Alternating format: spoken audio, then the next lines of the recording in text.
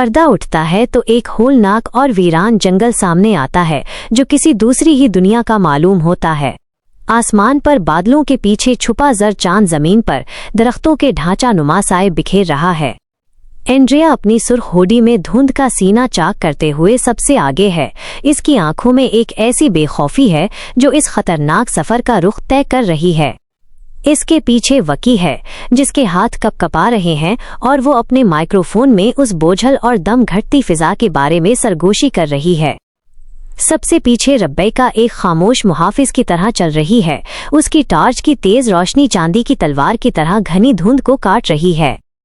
वो एक जंग आलूद आहनी गेट पर रुकते हैं जो हवा के जोर से किसी धाती चीख की तरह गूंजते हुए खुल जाता है, जैसे उन्हें वापस जाने का मशवरा दे रहा हो। एंड्रिया इस बर्फीले धात को छूती है और कैमरे की तरफ देखते हुए इंतहाई पुरसुकून लहजे में कहती है, रिवायत है कि यहाँ की मिट्टी पर लानत है और जो भी आधी रात के बाद यहाँ कदम रखता है वो फिर कभी सुबह का सूरज नहीं देख पाता। आज हम इसी लानत के ऐन मरकज में दाखिल हो रहे हैं। जैसे ही वो वीरान और मुर्दा बाग में कदम रखते हैं, कैमरा ऊपर बालकोनी की तरफ जाता है जहाँ केयरटेकर किसी बदशगुनी की तरह खड़ा है। बिजली की कड़क उसका दागदार और जर्द चांद जैसा चेहरा दिखाती है। उसका लंबा कोट किसी शिकारी परिंदे के परों की तरह लहरा रहा है। वो अपनी पुरानी राइफल पर गिरफ्त मजबूत किए खामोशी और सब्र से उन्हें देख रहा है, जैसे वो कई दहाइयों से उन्हीं का इंतजार कर रहा हो। हवा के दोष पर हवेली की ऊपरी मंजिल से किसी औरत के सिसकने की हल्की सी आवाज सुनाई देती है। हवेली के अंदर कदम रखते ही हुआ बर्फ की तरह ठंडी हो जाती है और वहां गीली मिट्टी और कदीम बोसीदगी की बू रची हुई है।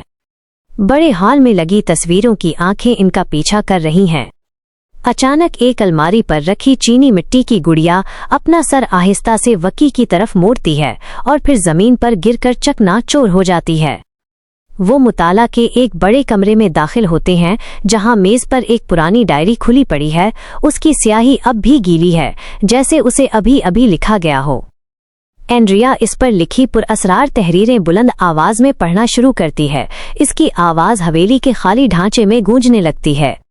जैसे ही वो अल्फाज उसके लबों से निकलते हैं, कमरे में मौजूद मोमबत्तियों से स्याह माया बहने लगता है और दीवारों पर मौजूद साए दीवारों से अलग होकर कमरे के दरमियान में रेंगना शुरू कर देते हैं। रब्बैका को आईने में एक अजीब, लंबा और लरसता हुआ साया नजर आता है जो किसी इंसान का नहीं मालूम होता। अचानक उन्हें एहसास होता है कि वापसी का दरवाजा गायब हो चुका है और वहां अब एक ठोस दीवार खड़ी है। वो बच निकलने के लिए तहखाने की सीढ़ियों की तरफ भागते हैं, लेकिन नीचे उतरते ही वो एक डरावने ख्वाब में फंस जाते हैं जहां लोहे के पिंजरे और शिकारी औजार छत से लटक रहे हैं। अचानक ऊपर का भारी दरवाजा एक जोरदार धमाके के साथ बंद हो जाता है और उसे कोई नादीदा हाथ ताला लगा देता है। अंधेरे में ऊपर से केयरटेकर के भारी बूटों की आवाज सुनाई देती है जो आहिस्ता आहिस्ता नीचे आ रहा है। इसकी आवाज किसी रेगमाल की तरह खुरदरी है। तुमने कदीम रूहों की नींद में खलल डाला है और अब ये घर दोबारा सोने के लिए एक कुर्बानी मांग रहा है। छत से लटका वाहिद बल्ब जोर से झपकता है और धमाके से फट जाता है, जिससे हर तरफ गहरा अंधेरा छा जाता है। रब्बैका की टॉर्च की रोशनी अब उनका वाहिद सहारा है, जिसकी शुआएं दीवारों पर तराशे गए उन चेहरों को दिखाती हैं जो शायद चीख रहे हैं। अचानक दीवारों से स्याह और चकना मादा बहना शुरू होता है, जिससे फर्श फिसलन ज़दा हो जाता है।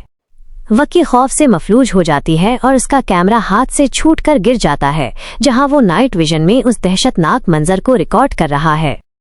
एंड्रिया अपनी बका की जंग लड़ते हुए लकड़ी के पुराने डब्बों के पीछे छुपा एक लोहे का लीवर ढूंढ लेती है, जिसे घुमाते ही एक खुफिया पथरीली सुरंग खुलती है। वो इस तंग रास्ते से जान बचाकर भागते हैं, जबकि उनके पीछे किसी कसीरुल कौम मखलूक के रेंगने की आवाजें आ रही होती हैं। वो जमीन के एक खुफिया रास्ते से बाहर सर्द हवा में निकलते हैं और पीछे मुड़े बगैर भागना शुरू कर देते हैं। वो जैसे ही मेन गेट से गुजरते हैं, केयरटेकर वहां बिल्कुल साकत खड़ा होता है। उसकी आंखें खाली और बेजान हैं।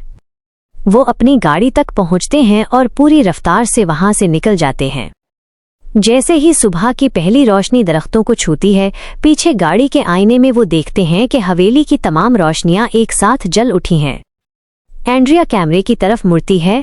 उसका चेहरा जर्द है और आवाज कौंप रही है। हम हवेली से तो बच निकले, लेकिन मैं अब भी अपनी गर्दन पर उन नजरों का बोझ महसूस कर रही हूँ।